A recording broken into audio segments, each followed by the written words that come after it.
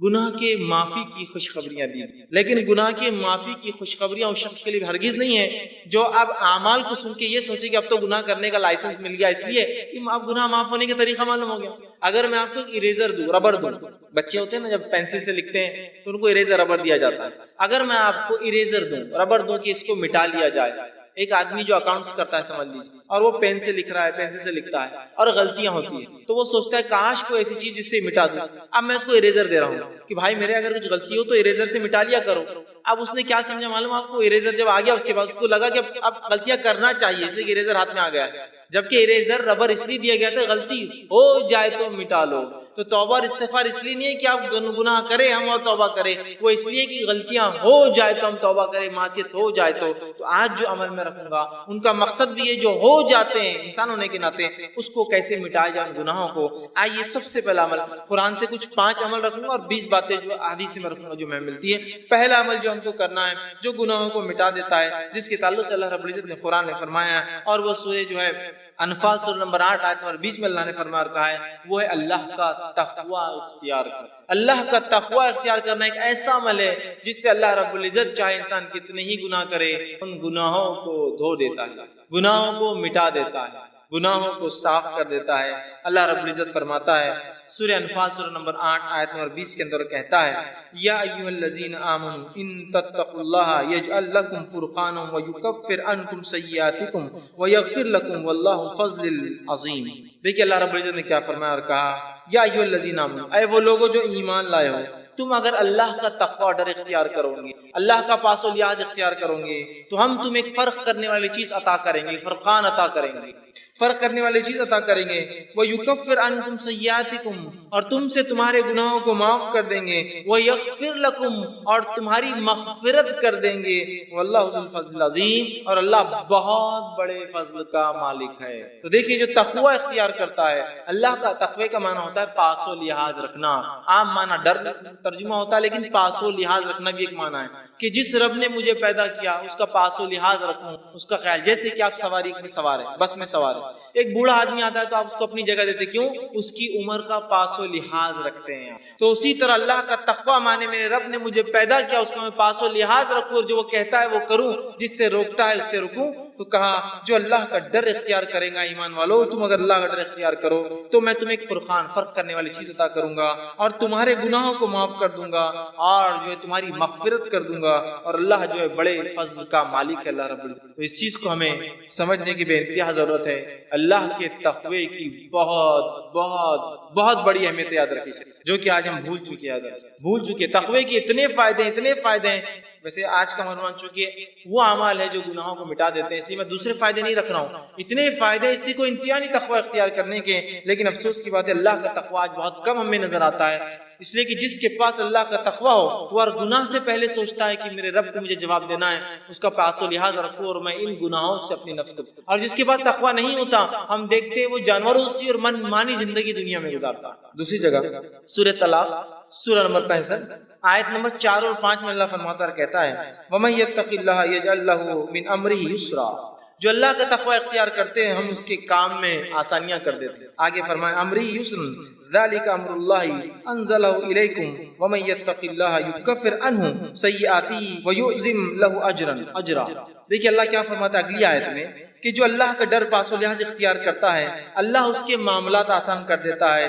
اور اللہ رب العزت آگے فرما رہا ہے کہ اللہ نے جو ہے تمہارے طرف ایک اپنا ایسا حکم اتارا ہے کہ اگر اس حکم کے مطابق تم تقوی اختیار کرو تو اللہ تمہارے گناہوں کو جتنے سیئات ہیں اس کو معاف کر دے گا، اور اللہ تعالیٰ بہت بڑے اجر دینے پر قادر ہے، بہت بڑے اجر کا مالک ہے۔ تو یہاں بھی دیکھیے تقوی اختیار کریں گے تو معافی کی بات ہوئی، ہمارے گناہوں کو مٹا دینے کی بات ہو رہی ہے۔ تو سب سے پہلا کام مجھے اور آپ کو جو کرنا ہے وہ اللہ کا تقوی اختیار کرنا ہے، اس لیے کہ اس کے بہت سارے فائدے ہیں۔ نبی اکرم صلی اللہ علیہ وسلم جو خطبہ حاجہ پڑھتے ہیں اس خطبہ حاجہ میں یہ آیت آپ بار بار جو ہے تلاوت کیا کرتے تھے، جو میں نے بھی خطبے کے ابتدا میں پڑھی، یا ایھا الذین آمنوا اتقوا اللہ وقولوا قولا سدیدا، اے وہ لوگوں جو ایمان لائے ہو سیدھی اور سچی بات کرو، یصلح لکم اعمالکم، اللہ تمہارے اعمال کی اصلاح کرے گا، ویغفر لکم ذنوبکم، تمہارے گناہوں کو معاف کرے گا۔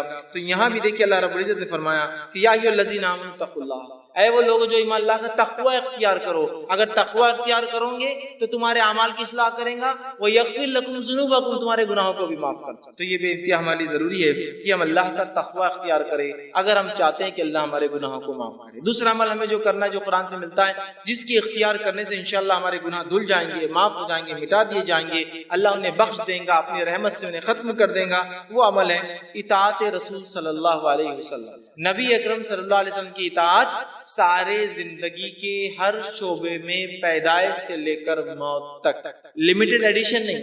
ہمارے پاس سنت کی بات، اتباع سنت کی بات بہت مختصر ہوتی ہے، کبھی کبھار ہوتی ہے، بہت مختصر۔ کب جب جھگڑا ہو جائے تو چل رہا حدیث میں کیا آتا ہے چلو دیکھیں گے، عام اس میں نہیں، جب جھگڑا نہیں چلنے تو جو چل رہا ہے معاملہ، یہ بڑی اہم چیز ہے زندگی کی ہر شعبے میں، ہر شعبے میں، کہ ہماری پیدائش کتاب و سنت کے مطابق، ہمارے جو موت کتاب و سنت کے مطابق، ہمارے نکاح کتاب و سنت کے مطابق، ہمارے معاملات کتاب و سنت کے مطابق، ہمارا لین دین کتاب و سنت کے مطابق، ہمارے اخلاق کتاب و سنت کے مطابق، ہمارا اٹھنا، سب چیزیں نبی اکرم صلی اللہ علیہ وسلم کے مطابق ہو۔ یہ نہیں کہ بس زندگی کے مخصوص شعبہ میں تو اختیار کر لیے، باقی میں وہی معاملہ چل رہا ہے۔ اطاعت رسول صلی اللہ علیہ وسلم کا نتیجہ یہ سورہ آل عمران سورہ نمبر 3 آیت 31 میں اللہ نے فرمایا، جو خطبے میں نے آیت تلاوت کی، قل ان کنتم تحبون اللہ فاتبعونی یحببکم اللہ ویغفر لکم ذنوبکم واللہ غفور رحیم۔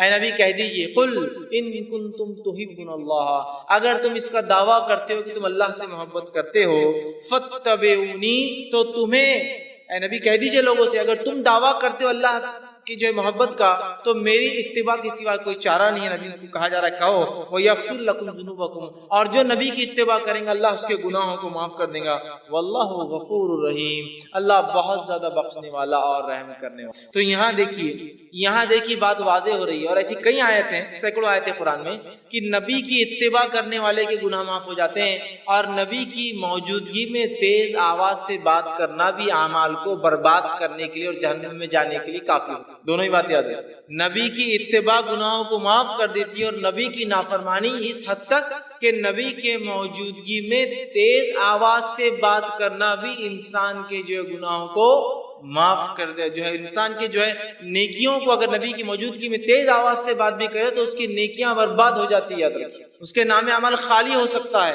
جو ہے حجرات اٹھا کر آپ دیکھیے، ابتدائی آیت ہے اسی پر، نبی کی موجودگی میں تیز آواز بھی نہیں کرنا، یاد رکھیے، یہ بات بڑی اہم ہے۔ اور نبی کے ادب میں ایک چیز یہ بھی یاد رکھیے، نبی کے ادب میں یہ چیز شامل ہے کہ نبی کا نام لے کر نہ پکارا جائے۔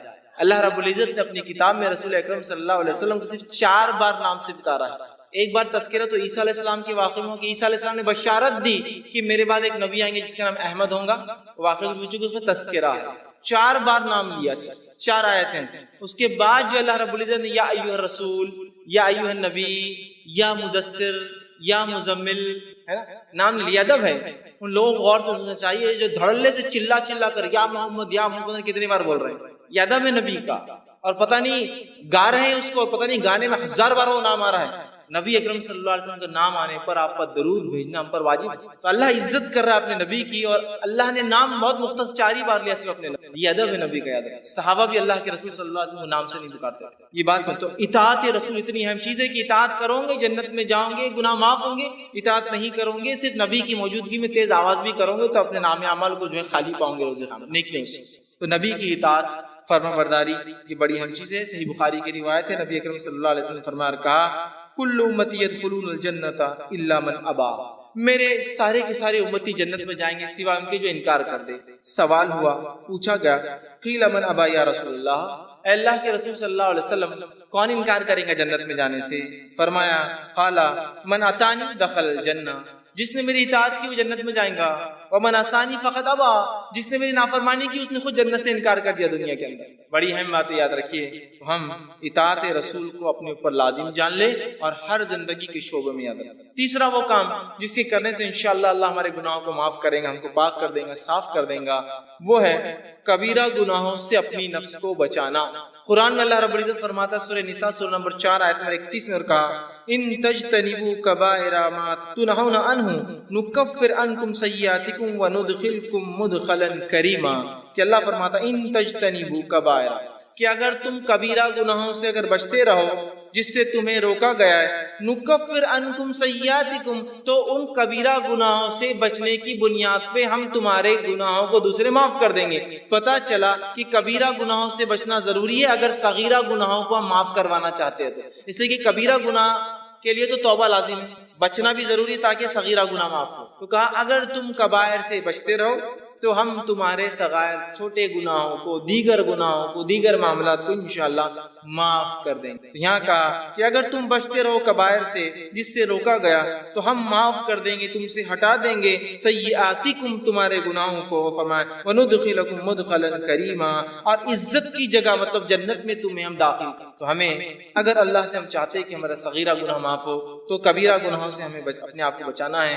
صحیح مسلم کی روایت ہے، ابو ہریرہ رضی اللہ عنہ حدیث کے راوی فرماتے ہیں، غور سے سنیے، آپ نے فرمایا 5 نمازیں جمعہ سے لے کر جمعہ تک اور رمضان سے لے کر رمضان تک، مطلب ایک نماز سے دوسری نماز، ایک جمعہ سے دوسرا جمعہ، ایک رمضان سے دوسرے رمضان تک، آپ فرما رہے ہیں رمضان المبارک تک اپنے درمیانی گناہ جو وقفے میں ہوتے ہیں ان کو معاف کروا دیتے ہیں۔ ایک نماز سے دوسری نماز کی جو گناہ ہوتا ہے وہ معاف کروا دیتی ہے۔ ایک جمعہ سے دوسرا جمعہ آدمی جب تک پڑھتا ہے تو وہ جمعہ سے جمعہ تک ایک آنے والا جمعہ پچھلے گناہوں کو معاف کر دیتا ہے، اور ایک رمضان سے اگلے رمضان آنے تک جب انسان اس میں اچھے عمل کرتا ہے تو اللہ اس کے گناہوں کو سال بھر کے مطلب ڈیلی، ویکلی اور ایئرلی گناہ کیسے معاف ہوتے بتایا جا رہا، نماز سے نماز، جمعہ سے جمعہ، رمضان سے رمضان۔ تو آپ نے فرمایا گناہ معاف ہو جاتے ہیں، مطلب یہ معاف کروا دیتے ہیں۔ معاف کرنے والے نہیں، گناہوں کو دور کرنے والے عمل ہیں، بس شرط ہے کہ اب یہ تینوں کب ورک کریں گے، کنڈیشن اپلائیڈ۔ نماز سے نماز کب گناہوں کو معاف کروائیں گی، جمعہ سے جمعہ کب گناہوں کو معاف کروائیں گا، رمضان سے رمضان کب گناہ معاف ہوں گے، آپ نے فرمایا بس شرط ہے کہ کنڈیشن اپلائیڈ ہے کہ کبیرہ گناہوں سے بچتا رہے۔ ہوں گے بچنا ضروری، نہیں ہوں گے تو پھر انسان کہاں بچیں گے، بچنا ضروری ہے۔ میں کبیرہ گناہوں سے اپنی نفس کو بچاتا رہتا ہوں تو لہٰذا میرے صغیرہ بھی معاف ہوں۔ ایک نماز سے دوسری نماز، ایک جمعہ سے دوسرا جمعہ، ایک رمضان سے دوسرا رمضان، تب معافی ہوں گی جب ہم کبیرہ گناہوں سے بچتے رہیں۔ ورنہ بہت سارے لوگ ہوتے ہیں، یہ ہم لوگ ان باتوں کو سن لے جو حدیث میں آ رہی ہے اور یہ بہت اچھی باتیں ہیں، اور کبیرہ گناہ سے نہ بچے تو پھر یہ باتیں معافی نہیں دلوانے والی، اس لیے کہ کبیرہ گناہ جو ہے بغیر توبہ کے معاف نہیں۔ اسی طرح چوتھا عمل جو قرآن میں آتا ہے کہ انسان اگر اختیار کرے تو اس کے گناہ پچھلے معاف ہو سکتے ہیں، جو خطا کاریاں، جو اس نے جو ہے برے کام، جو سیاہ اعمال وہ کر چکا ہے جس سے اس کی زندگی پہ دھبے لگے ہیں، اور وہ اگر آخرت میں چلا جائے اس کا رب معاف نہ کرے تو وہ جہنم میں جائیں گا، وہ ہے سچائی کو اختیار کرنا، صدق کو اختیار کرنا، سچ کو اختیار کرنا۔ اس لیے کہ اللہ رب العزت نے سچ اختیار کرنے کے فائدے جو بتائے اس میں سے ایک فائدہ یہ ہے کہ گناہ کو معاف کر دیتا ہے۔ اللہ رب العزت قرآن میں یوں فرماتا ہے، اور سورہ جو زمر کی آیت ہے، سورہ نمبر جو 39 اور اس آیت نمبر 34 اور 35 میں اللہ نے کہا فرمایا والذی جاء بالصدق وصدق به اولئک هم المتقون، کہ اللہ نے فرمایا کہا اور جو لوگ سچے دین لائے اور جو سچائی کو جانے اس پر عمل کرے یہی لوگ نیکوکار ہے، پارسا ہے، صاف ستھرے لوگ ہیں۔ لہم ما یشاؤون عند ربہم ذلک جزاء المحسنین، اور ان کے رب کے پاس وہ جو چاہیں گے ان کو وہ دیا جائے گا، یہ محسنین کے لیے نیک کرنے والوں کا بدلہ ہے۔ لیکفر اللہ عنہم اسوأ الذی عملوا، اور ان کو جو وہ چاہیں گے وہ ملیں گا، اور اللہ ان سے معاف کر دے گا جو گناہ ہوتے ہیں جو اعمال انہوں نے کیے ہیں۔ وَيَجْزِيَهُمْ أَجْرُهُمْ بِأَحْسَنِ الَّذِي كَانُوا يَعْمَلُونَ، اور ان کو گناہ معاف کر دے گا، ان کو نیکیاں دے دے گا، اور جو ہے ان کو ایک بہت بہترین اور نیک بدلہ اس کا عطا فرمائیں گا۔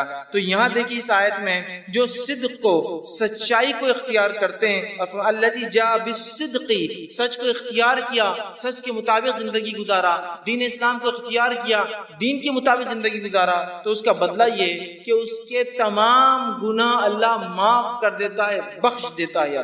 سچائی کے بڑے فائدے یاد رکھیے، اور ہم تمام لوگ جو اگر سچائی کو اختیار کرتے ہیں تو انشاءاللہ عزیز ہمارے گناہ معاف ہو جاتے ہیں۔ صحیح بخاری کی روایت ہے، عبداللہ ابن مسعود رضی اللہ عنہ حدیث کے راوی فرماتے اور کہتے ہیں نبی اکرم صلی اللہ علیہ وسلم فرمایا کہا سچ کو لازم پکڑو کیونکہ سچ نیکی کی طرف رہنمائی کرتا ہے، اور نیکی جنت کی جانب رہنمائی کرتی ہے۔ اور آدمی سچ بولتا ہے اور سچ بولتا ہے اور سچ بولتا ہے، حتیٰ کہ اس کا نام سچوں میں لکھ دیا جاتا ہے۔ اور پھر آگے آپ نے فرمایا اور کہا اور یاد رکھو جھوٹ سے بچو، اس لیے کہ جھوٹ برائی کی طرف لے جاتا ہے اور برائی جہنم کی طرف لے جاتی ہے۔ انسان جھوٹ بولتا ہے اور جھوٹ بولتا ہے اور جھوٹ بولتا ہے اور اس کا نام کذاب جھوٹوں میں لکھ دیا جاتا ہے۔ تو ہمارے لیے بے انتہا ضروری ہے ہم سچ کو اختیار کریں، جھوٹ سے بچے، اس لیے کہ اللہ رب العزت جو ہے سچ بولنے والوں کو جو ہے ان کے گناہوں کو جو ہے معاف کر دیتا ہے۔ پانچواں عمل جو قرآن سے ملتا ہے جسے کرنے سے ہمارے گناہ معاف ہوتے ہیں، وہ عمل ہے جو ہے صدقے کو چھپا کر دینا۔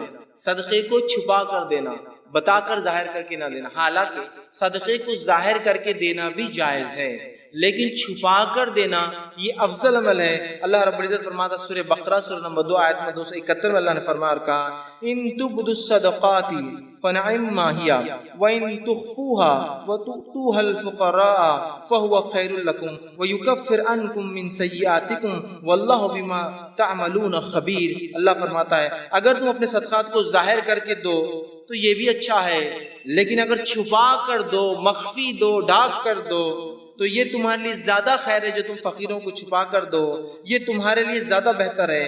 اللہ اس صدقے کی برکت سے تمہارے گناہوں کو معاف کر دے گا، مٹا دے گا، ہٹا دے گا، تم سے دور کر دے گا، اور فرمایا سیئاتکم وبما تعملون خبیر، اور اللہ ہر اس عمل سے خبردار ہے جو تم کرتے ہو۔ تو صدقہ دکھا کر بھی دیا جا سکتا ہے اس سماج میں جہاں آپ کو لگتا ہے صدقہ دکھا کر دینے سے لوگ جوش میں آئیں گے اور عمل کریں گے، اور وہاں جہاں دیتے ہیں لوگ اور آپ بہتر سمجھتے چھپا کر دیں تو وہاں بند مٹھی دینا افضل ہے، اس لیے کہ صدقہ چھپا کر دینے سے گناہ معاف ہوتے ہیں، گناہ ہٹا دیے جاتے ہیں، اللہ رب العزت نیکی ہمارے نام اعمال میں لکھتا ہے۔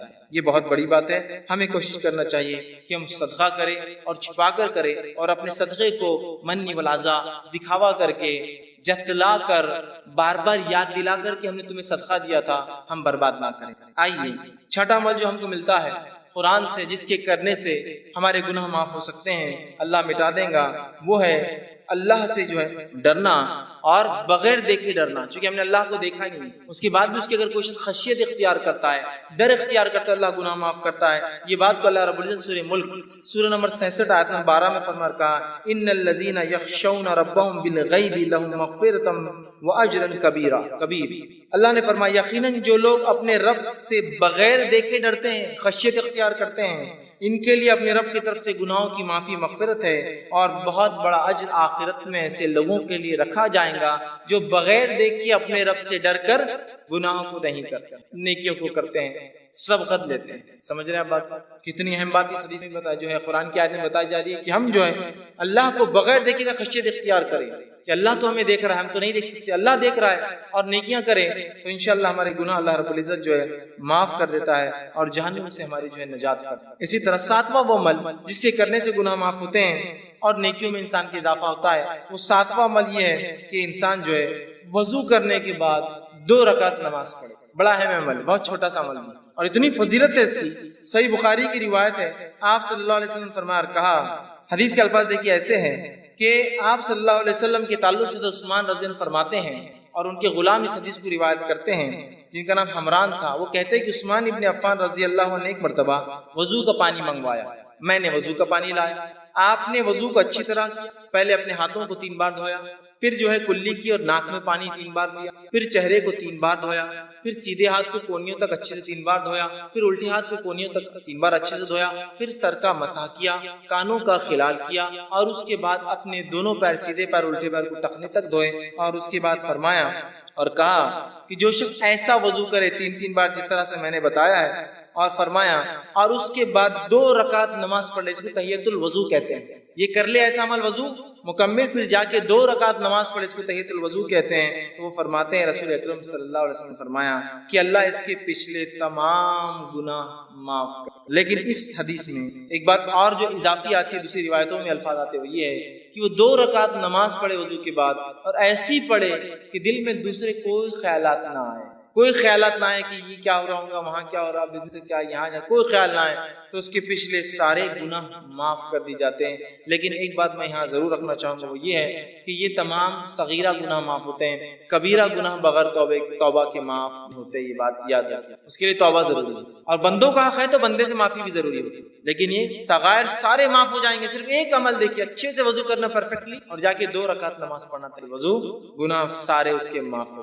اسی طرح جو ہے صحیح بخاری کی روایت ہے، جو حضرت عثمان رضی اللہ عنہ جب وضو کر چکے تو کہنے لگے کہ تم کو ایک حدیث سناتا ہوں. مطلب انہوں نے وضو کیا اور حدیث سنائی دوسرے لوگوں کو اور کہا رسول اکرم صلی اللہ علیہ وسلم نے جو ہے میرے سامنے ایسا وضو کیا اور کہا جو شخص اچھے سے اس طرح سے وضو کرے اور پوری حدیث ان کو سنائے اور اچھی طرح وضو کرنے کے بعد 2 رکعت نماز پڑھے تو اس نے جتنے گناہ کیے ہوں گے اس نماز کی وجہ سے دوسری نماز تک، مطلب ایک نماز سے دوسری نماز تک وہ سارے گناہ بھی معاف. مطلب ایک انسان نے وضو کیا، وضو کرنے کے بعد ایک نماز پڑھی، سمجھ لیجیے تحیۃ الوضو نہیں، ایک نماز پڑھی. اگر یہ نماز کے بعد پھر دوسری بار وہ مسجد میں آتا ہے، پھر اچھے سے وضو کرتا ہے اور نماز پڑھتا ہے تو یہ نماز سے وہ نماز تک بھی اس سے گناہ معاف ہو جاتے ہیں. اور اوپر والی روایت میں کہا کہ سارے گناہ معاف ہو جاتے ہیں. دیکھیے کتنی بڑی باتیں بتائی جا رہی ہے صرف وضو کر کے اچھے سے نماز پڑھنے پر. 8واں پوائنٹ جس کے کرنے سے 8ویں بات جس سے حدیث میں آتا ہے کہ گناہ معاف ہو سکتے ہیں وہ یہ ہے کہ نماز کے لیے اچھے سے وضو کرنا. جہاں وضو کے بعد نماز پڑھنا گناہوں کو معاف کرتا ہے، وہیں اپنی ذات سے وضو کرنا بھی گناہوں کو معاف کرتا ہے. جہاں اچھے سے وضو کر کے نماز پڑھنا ثواب دیتا ہے، وہیں صرف اچھے سے وضو کرنا بھی انسان کے گناہ معاف کر دیتا ہے. اس سے ایک بات جو پتہ چل رہی ہے اور بھی حدیث سے بھی آگے آ رہی ہے جو پتہ چلیں گے وہ یہ ہے، یہ تمام باتیں اس شخص کے لیے جو مسجد آتا ہے اور نماز پڑھتا ہے. نمازی جو نہیں ہے اس کے لیے سارے دروازے بند ہو جاتے ہیں. دیکھیے وضو کون کریں گا؟ جو نماز پڑھتا ہے. تحیۃ الوضو کون پڑھیں گا؟ جو نماز پڑھتا ہے. تحیۃ المسجد کون پڑھیں گا؟ جو نماز پڑھتا ہے. نفل اور موقدہ اور فرض کون پڑھیں گا؟ جو نماز پڑھتا ہے نا. تو یہ ثواب سارے نمازیوں کے لیے. اب جو آدمی نماز نہ پڑھتا ہو تو اندازہ لگا اس کے گناہ کتنے بڑھ رہے ہیں اور صاف کرنے کا کوئی راستہ ہی نہیں ہے. تو مسجدوں سے اپنا راستہ رشتہ جوڑ لے، ہم یاد رکھیے، تاکہ جانے انجانے میں جو گناہ ہو رہے سب معاف ہوتے جائیں گے ایک کے بعد. تو ایک وضو کرا اچھے سے 2 رکعت پڑھی سارے گناہ معاف. ایک وضو کے بعد نماز پڑھی، اگلے وضو کے بعد نماز پڑھی تو بیچ کے گناہ معاف. ساری باتیں تو نمازیوں کے تعلق سے آ رہی ہیں. آئیے وضو خود کرنے سے بھی گناہ معاف ہو جاتے ہیں. اللہ رب العزت گناہوں کو معاف کرتا ہے. صحیح مسلم کی روایت ہے، رسول اکرم صلی اللہ علیہ وسلم کے تعلق سے ابو ہریرہ رضی اللہ عنہ فرماتے اور کہتے ہیں کیا میں تمہاری رہنمائی نہ کروں ایسے کاموں پر جن کی وجہ سے اللہ تعالیٰ تمہارے گناہوں کو مٹا دے. اللہ کے رسول نے فرمایا کیا تمہاری رہنمائی کروں، میں گائیڈنس کروں تمہارا ایسے اعمال کی طرف جن کے کرنے سے اللہ تمہارے گناہوں کو مٹا دیں گے اور ان کے درجات بھی بلند کریں گے، تمہارے مقامات بھی بلند کریں گے. اور لوگوں نے کہا اللہ کے رسول صلی اللہ علیہ وسلم کیوں نہیں، آپ ذرا بتائیے. تو آپ صلی اللہ علیہ وسلم نے فرمایا کہا وضو کا پورا کرنا جو ہے سختی اور تکلیف. وضو کو اچھے سے کرنا کمپلیٹ. سختی اور تکلیف سے مراد سردی کے دن ہے پانی ٹھنڈا ہے، گرمی کے دن ہے پانی گرم آ رہا ہے، اوپر ٹھنڈا گرم ہو چکا ہے دن بھر میں، ہے نا، ہوتا ہے نا. تو سردی اور گرمی میں چونکہ ہم جس علاقے میں ہوتے ہیں ہم کو گرمی کا وضو نہیں معلوم، سردی کا وضو معلوم، تکلیف دہ ہوتا ہے. گرمی کا وضو بھی اگر آپ کو دیکھنا ہے تو آپ کبھی دیکھ سکتے ہیں. ایک مرتبہ میرا راجستھان کا سفر ہوا پروگرام کے سلسلے میں، وہاں میں گیا، ایک مقام پہ اترا تو صاحب مجھ سے کہنے لگے آپ کیا غسل لیں گے؟ میں نے کہا بہت سفر میں تھکان ہو گئی، بڑا پسینہ، گرمی تھی. تو کہا بیٹے برف کی سیل ڈال دو وہ بکیٹ کے اندر جا کے. میں پریشان ہوں گا برف کی سیل بکیٹ میں کیوں ڈال دو، اور واقعی میں انہوں نے اچھا کیا تھا برف کی سیل ڈالی تھی بکیٹ میں، ورنہ وہ پانی اتنا گرم تھا کہ آپ ہاتھ بھی نہیں لگا سکتے اس کو. چونکہ گرمی کی وجہ سے وہاں سردی میں جتنا ٹھنڈا ہوتا ہے گرمی میں پانی اتنے 50 ڈگری 60 ڈگری تک چلا جاتا ہے. آپ اسے نہ وضو کر سکتے ہیں نہ اسے نہا سکتے ہیں. یہاں آپ نے فرمایا تکلیف اور مشقت میں، چاہے سردی کی وجہ سے ہو چاہے گرمی کی وجہ سے ہو، اچھا وضو کرتا ہے، پرفیکٹ وضو. یا ایک معنی یہ بھی ہو سکتا ہے بیمار ہے، بہت مشکل ہوتی ہے کچھ حصوں پہ کرنا، پھر بھی وہ اچھے سے کرتا ہے رک کر انتظار کر کے. یا ایک معنی یہ بھی ہو سکتا ہے معذور ہے، بہت تکلیف ہوتی ہے کہ پھر بھی اچھے سے وضو کرتا ہے اپنے رب کو راضی کرنے کے لیے. تو کہا تکلیف میں، حدیث کے الفاظ سے تکلیف ہے، باقی سردی کی ہو سکتی ہے، گرمی کی ہو سکتی ہے، معذوری کی ہو سکتی ہے، بیماری کی ہو سکتی ہے. اور مسجد کی طرف جو اپنے قدم بڑھاتا ہے جاتا ہے تو آپ نے فرمایا کہا قدموں کی جو ہے کثرت ہونا اور ایک نماز کے بعد دوسری نماز کا انتظار کرنا جو ہے یہ فرمایا کہ جو شخص اچھے سے وضو کرے اور مسجد کی طرف جائے، مطلب کثرت سے مسجد کی طرف جاتا ہے اور ایک نماز سے دوسری نماز کا انتظار کرتا ہے، یہ تینوں لوگوں کے گناہ معاف کر دی جاتے ہیں. کون؟ پہلا انسان اچھے سے پرفیکٹ وضو کرنے والا، دوسرا کثرت سے پیدل مسجد جانے والا، اور تیسرا فرمایا ایک نماز کے بعد دوسری نماز کا انتظار کرنے والا. ان کے گناہوں کے تعلق سے فرمایا آپ نے یہ گناہ معاف کر دی جاتے ہیں. آپ نے صحابہ سے پوچھا کیا بتاؤں؟ صحابہ نے کہا بتائیے. آپ نے بتایا گناہ معاف کرنے والے ہم. دیکھیے یہ باتیں بھی سب نمازیوں کے لیے پھر بڑی اہم بات ہے. ہم لوگ بس نماز سے جڑے، مسجدوں سے رشتہ جڑ جائے، بس پھر انشاءاللہ عزیز بہت ساری مغفرتیں تو یہیں آتے رہیں گی، بہت سارے اعمال کی معافی ہوتے رہیں گے. اسی طرح جو ہے صحیح مسلم کی ایک بہت لمبی روایت ہے، اس روایت کے آخری الفاظ ایسے ہیں. ایک صحابی تھے جو اللہ کے رسول صلی اللہ علیہ وسلم کے پاس آئے، جن کا نام عمرو بن جو ہے ابسا تھا، اور یہ آ کر ایمان قبول کرتے ہیں. غیر مسلم تھے، ایمان قبول کا، اسلام قبول کرنے کے بعد اللہ کے رسول بہت ساری باتیں کی، بہت لمبی حدیث ہے. حدیث کے آخر میں ایک جملہ آتا ہے، انہوں نے پوچھا اور کہا میں نے عرض کیا اے اللہ کے رسول صلی اللہ علیہ وسلم مجھے وضو کے بارے میں کچھ بتائیے۔ نبی اکرم صلی اللہ علیہ وسلم نے فرمایا جب تم میں سے کوئی اللہ کا بندہ وضو کا پانی لے کر کلی کرتا ہے اور ناک میں ڈالتا ہے تو اس کے جتنے گناہ منہ سے اور ناک سے ہوئے سارے معاف کر دیے جاتے ہیں۔ تم میں سے کوئی شخص جب وضو کرتا ہے، کلی کرتا ہے، ناک صاف کرتا ہے تو منہ سے ہونے والے اور ناک سے ہونے والے گناہ جو ہے اس کے نتنیوں سے ہونے والے گناہ سب جھڑ جاتے ہیں۔ پھر جب وہ منہ دھوتا ہے جیسے اللہ نے اسے حکم دیا ہے تو چہرے کے سارے گناہ اس کے دھل جاتے ہیں، ٹپک جاتے ہیں، جھڑ جاتے ہیں۔ پھر اپنے ہاتھوں کو جب کونیوں تک دھوتا ہے تو کونیوں تک دھونے سے جو پانی ٹپکتا ہے سارے گناہ ہاتھوں کے جھڑ جاتے ہیں۔ پھر اس کے بعد آپ نے فرمایا کونیوں تک دھوتا ہے تو گناہ اس کے ہاتھوں سے جو ہے انگلیوں کے پور کے راستے سے سارے گناہ جھڑ جاتے ہیں۔ پھر جب سر کا مسح کرتا ہے تو سر اور بالوں سے ہونے والے تمام گناہ جو پانی نترتا ہے اس سے ختم ہو جاتے ہیں۔ پھر جب پیر دھوتا ہے اور انگلیوں کا خلال کرتا ہے تو پیر سے ہونے والے تمام گناہ جو ہے اس میں ختم ہو جاتے ہیں۔ تو دیکھیے وضو کے بعد نماز ہی نہیں، خالی وضو کرنا بھی سارے گناہوں کو معاف کرتا ہے۔ تو ہم کوشش کریں اپنے وضو کو ہم پرفیکٹ کریں۔ آئیے اس کے آگے بڑھتے ہیں۔ نواں وہ کام جسے کرنے سے ہمارے گناہ معاف ہو جاتے ہیں وہ ہے سورۃ الفاتحہ جب نماز میں پڑھی جاتی ہے تو اس کے بعد آمین کا کہنا۔ نبی اکرم صلی اللہ علیہ وسلم فرماتے، صحیح بخاری کی روایت آپ نے فرمایا، ابو ہریرہ رضی اللہ عنہ حدیث کے راوی آپ نے فرمایا اللہ کے رسول صلی اللہ علیہ وسلم نے فرمایا جب امام آمین کہے تو تم بھی آمین کہو، کیونکہ جس کی آمین فرشتوں کی آمین سے مل جاتی ہے اس کے اگلے گناہ بخش دیے جائیں گے۔ ابن شہاب جو راوی روایت کرتے وہ کہتے ہیں کہ رسول اللہ صلی اللہ علیہ وسلم بھی آمین کہا کرتے تھے۔ دیکھیے حدیث کتنی واضح ہے۔ ابو ہریرہ رضی اللہ عنہ فرماتے ہیں اللہ کے رسول صلی اللہ علیہ وسلم نے فرمایا جب امام آمین کہے تم بھی آمین کہو۔ امام کو آمین کہنا چاہیے، اس لیے حدیث کہی امام آمین کہے تو تم بھی آمین کہو۔ حدیث بالکل واضح ہے، بخاری کی روایت۔ جب امام آمین کہے تو تم بھی آمین کہو، جب تمہاری آمین اور فرشتے بھی آسمان پہ آمین کہتے ہیں اس کے ساتھ اگر مل جائے تو تمہارے اگلے پورے گناہ معاف ہو جائیں گے، ہے نا۔ دوسری ایک حدیث میں آپ نے فرمایا کہا جو صحیح مسلم کی روایت ہے، ابو ہریرہ رضی اللہ عنہ اس کے راوی اور کہتے ہیں رسول اللہ صلی اللہ علیہ وسلم نے فرمایا جب کوئی تم میں سے آمین کہے تو فرشتے آسمان پر آمین کہتے ہیں، پس اگر بندے کی اور فرشتوں کی آمین مل جائے تو اس کے اگلے گناہ بخش دیے جاتے ہیں، گناہ معاف کر دیے جاتے ہیں۔ کتنی اہم بات ہے۔ اب ہم میں سے بہت سارے لوگ آمین بولتے ہیں تعصب کی بنیاد پر، لا علمی کی بنیاد پر، جہالت کی بنیاد پر۔ یہ تو بات بہرحال ہو سکتی ہے، بہت سے لوگ اختلاف کرتے ہیں آمین تیز بولا جائے ہلو بولا جائے، لیکن جو آیت جو حدیث ہے بخاری کی واضح ہے جب امام آمین کہے تو تم بھی آمین کہو۔ امام کو کہنا چاہیے، اسی طرح اللہ کے رسول فرمایا جب امام کہے تو تم بھی کہو، اور اللہ کے رسول خود کہتے تھے، اس لیے صحابہ نے سنا پیچھے کہتے تھے تبھی تو سنا نا۔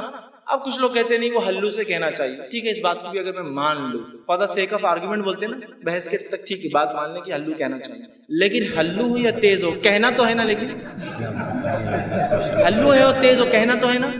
اب دیکھیے ہمارے پاس کیا ہو رہا ہے، غیر المغضوب علیہم ولا الضالین آمین انا اعطیناک الکوثر فصلی۔ اب اس میں تیز اور ہلو آمین کہاں ہے؟ چلیے آپ کہہ رہے ہیں کہ نہیں ہلو کہنا، ٹھیک ہے ہلو بولیں گے، لیکن آپ نے تو رکا ہی نا، ایسی گاڑی لے گئے کہ اسپیڈ بریکر سے سیدھا چلے گا۔ غیر المغضوب علیہم ولا الضالین، ٹھیک ہے آپ زور سے نہیں بولنا چاہتے لیکن بولنا تو ہے نا، دل میں بھی رکنا تو پڑے گا نا، بھاگ گئے آپ دوسری صورت کی طرف۔ امام کو چاہیے کہ وہ امامت کے ادب سیکھے، نبی اکرم صلی اللہ علیہ وسلم کی واضح حدیث ہے، اتنی بڑی فضیلت کو آپ چھوڑ دیتے اتنے آسانی سے۔ جہاں فضائل ثابت نہیں وہاں تو من مانے فضائل گڑھے جا رہے ہیں کہ یہاں سے کچھ لوگ گئے تو اللہ نے پورے خبر والوں کی مغفرت کر دیا، تم کو کیسے پتا چلا؟ رسول اللہ صلی اللہ علیہ وسلم تو چلے گئے، وہی تو بند ہو گئی، آج کیسے پتا چلا کہ فلاں لوگ فلاں جگہ سے گزرے تو اللہ نے پورے مردوں کی والے مغفرت کر دی تھا، آپ کو کیسے پتا چلا؟ تو جو فضائل نہیں آپ بیان کرتے رہے، جو موجود ہے کہ تم آمین کہو جب امام آمین کہے، اس لیے کہ اگر تمہاری آمین فرشتوں کی آمین سے ملتی ہے تو تمہارے گناہ معاف ہوں گے۔ یہ بات کو ذرا سمجھ میں نہیں آتی، کسی کو ڈسٹرب ہو جاتی ہے نماز اس کی، اور انہیں بلا نماز ڈسٹرب ہو جاتی ہے آمین کہنے سے۔ میرے بھائی اللہ کے رسول صلی اللہ علیہ وسلم کا فرمان ہے، میری اور آپ کی بات نہیں، میری اور آپ کی بات نہیں ہے، یہ رسول اکرم صلی اللہ علیہ وسلم فرمان اور کئی روایتیں ہیں۔ چلیے آپ بولتے ہلو بولنا چاہیے لیکن ٹائم تو دیجیے ہلو بولنے کے لیے، ولا الضالین کے بعد، تاکہ وہ کہے آمین، دل میں کہنے کو بھی تو ٹائم لگتا ہے نا، انہاتے شروع ہوگا آپ دوسرا ہی سیدھا۔ بہرحال ایک بہت عمل پھر اہم ہم چھوڑ دے رہے اس کا۔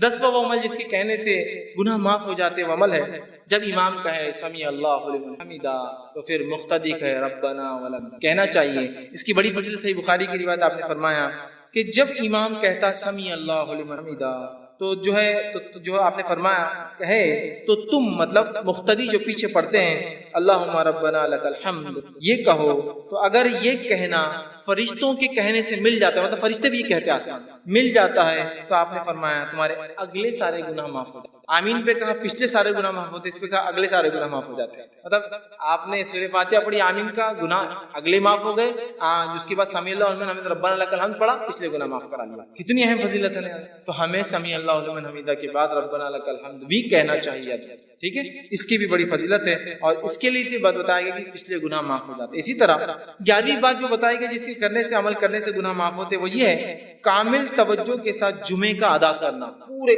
خشوع اور خضوع کے ساتھ جمعہ پڑھنا، جمعے کی نماز پڑھنا۔ مطلب یہ ہفتے واری گناہ کیسے معاف ہو، وہ آئی بات، وہ روز کے گناہ تھے، مطلب نماز سے نماز تھے، اب ویکلی گناہ کیسے معاف ہو سکتے ہمارے، جمعے سے جمعہ۔ آپ نے فرمایا، کہا بخاری کی روایت ہے، سلمان فارسی رضی اللہ عنہ حدیث کے راوی وہ کہتے ہیں کہ اللہ کے رسول صلی اللہ علیہ وسلم فرمایا، کہا جو آدمی جمعے کے دن غسل کرتا ہے اور اتنا پرفیکٹ جہاں تک ہاتھ جاتا ہے اپنے آپ کو اچھے سے صاف کرتا ہے، اچھے سے دھوتا ہے، پھر فرمایا صفائی کرتا ہے جہاں تک بھی ہاتھ جاتا ہے، پھر اپنے تیل میں سے تیل لگاتا ہے، مطلب اپنے بالوں میں تیل لگاتا ہے، پھر اپنے گھر والوں کی خوشبو میں سے خوشبو لگاتا ہے، مطلب اگر میسر نہ ہو خود کی نہ ہو تو گھر والوں کی خوشبو بھی لگا سکتا ہے، تو لے کر خوشبو لگاتا ہے، عطر لگاتا ہے، پھر کہتے ہیں پھر نکلے اور مسجد میں آئے اور اگلی صفوں میں بیٹھے، آگے بیٹھے جا کر، اس کے بعد جو ہے دو آدمیوں کو الگ نہ کرے، مطلب پیٹ انگال کے نہ جائے، دو آدمیوں کو الگ نہ کرے، اگلی صف میں جا کے بیٹھے، اور اس کے بعد جتنی نماز اس کے مقدر میں ہوتی نماز کو ادا کرے، مطلب جتنی ہو سکتی نفل پڑھے، سنت و نوافل کا اہتمام کرے۔ جب امام خطبہ دیتا ہے تو خاموش رہ کر غور سے اس کے خطبے کو سنے کہ وہ کیا کہہ رہا ہے، اور اس کے بعد جمعہ ادا کرے، تو ایسے انسان کے ایک جمعہ سے لے کر دوسرے جمعہ تک تمام گناہ معاف ہو جائے۔ جمعہ پڑھنا ہے خشوع اور خضوع کے ساتھ، ویکلی گناہ معاف کروا لینا ہے، اچھے سے نہا، جہاں جاتا ہاتھ جا سکتا، تیل لگایا، خوشبو، دیکھیے کوئی بھی ایسی چیز نہیں جو آپ نے کام نہیں کرتے، تیل لگایا، خوشبو لگائی، مسجد گئے، اگلی صفوں میں بیٹھے، لوگوں کو انگالا نہیں، مطلب خالی جگہوں میں سے گئے، اس کے بعد دو لوگوں کو الگ نہیں کیا، نزدیک بیٹھے، خود خطیب کو غور سے دیکھا، سنا، جمعہ پڑھی، تو ایک جمعہ سے دوسرے جمعہ اس کے سارے گناہ معاف۔ کتنی بڑی بات بتائی جائے۔ اسی طرح جو 12واں عمل جو ہے جس سے گناہ معاف ہوتے ہیں وہ یہ ہے کہ جو ہے نماز گناہوں کو مٹانے والی ہے۔ نماز خود بذات ایسا وضو کر کے نماز پڑھنا ہے، وضو کرنا گناہ مٹاتا ہے، نماز بھی گناہوں کو مٹاتی ہے۔ صحیح مسلم کی روایت ہے، نبی اکرم صلی اللہ علیہ وسلم عبداللہ بن مسعود رضی اللہ عنہ اس حدیث کے راوی وہ کہتے ہیں